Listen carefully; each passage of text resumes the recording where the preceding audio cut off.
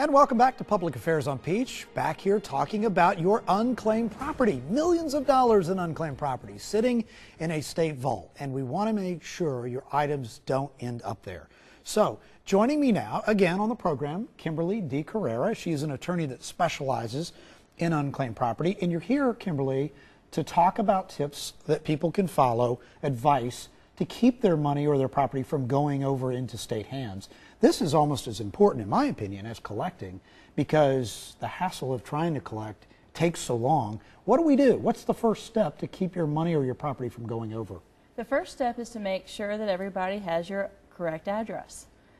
They're going to try to reach out to you, and if they have your address, they can reach you. If they don't, it will end up as unclaimed property.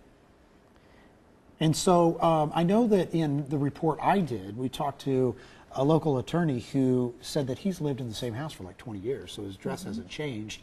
Do you think, though, there might be some companies that it's just easier to turn it over to the state as opposed to reach out to the customer? Do you know if that's happening? It does happen on occasion. It's not the best business practice, but it does happen. The best thing, for example, on your utility deposits, when you first signed up for your power, they may have required a deposit that no longer is required. Make sure to contact them and get that back over time. Even if you continue your service, that does not mean that you need a deposit anymore, and you can claim that before it becomes unclaimed property. So would you say when it's important to make sure you have the correct address, do you, if you move, do you call the state and say, I've moved, here's my new address, so that they know? Or do you call the company that maybe, you know, you're working with, like a Comcast, for example? Yes, you would call Comcast and tell them that, or your banks or your insurance companies, anybody that you do business with.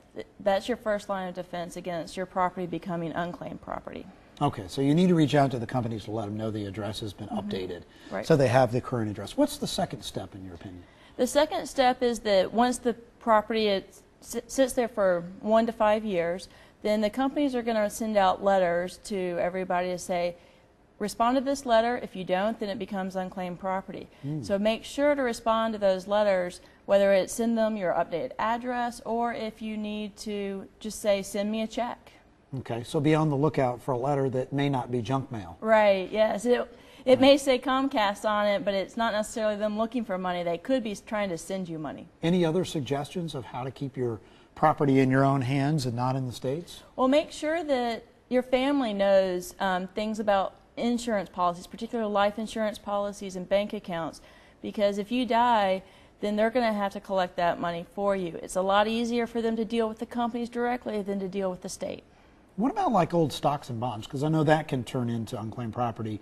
And so, same sort of thing, you need to let these companies know? Correct, yes. Okay. Make sure that your broker knows, or if you buy the shares directly from them, make sure that the companies know what your addresses are. Make sure that you respond to the proxy statements on a regular basis. You don't want those stocks becoming unclaimed property because they will liquidate the shares and you won't get the increased value over the 5 to 10 years that the state may hold the money. Kimberly D. Carrera, an Atlanta-based attorney in unclaimed property. Great job. Thanks for being on the program. Some helpful tips. Stay with us. We'll be back right after this to wrap up this week's show.